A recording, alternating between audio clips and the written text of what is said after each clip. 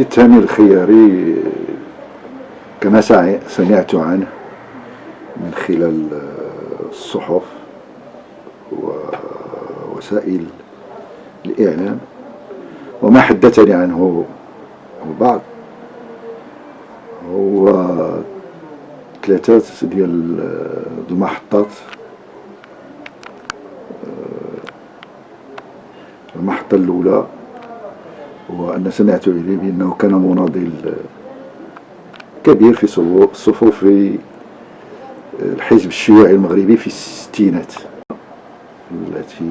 أبان فيها المرحوم سيد تامر الخياري عن وزنه الأخلاقي. هو عندما كان وزيرا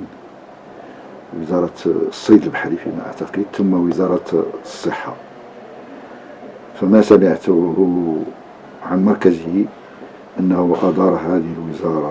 الوزارتين بجدية، وأننا لم نسمع به بأنه غطى على المنحرفين أو على الفساد أو استعمل نفوذا لتحقيق مكاسب ومنافع مادية.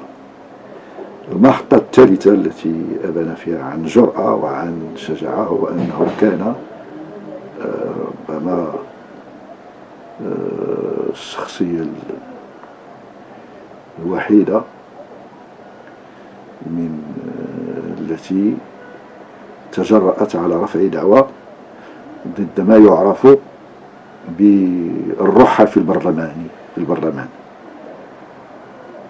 إذ أن بعض الأعضاء المحسوبين عليه انتقلوا من ضفة إلى أخرى، فكانت له من الشجاعة ومن الجرأة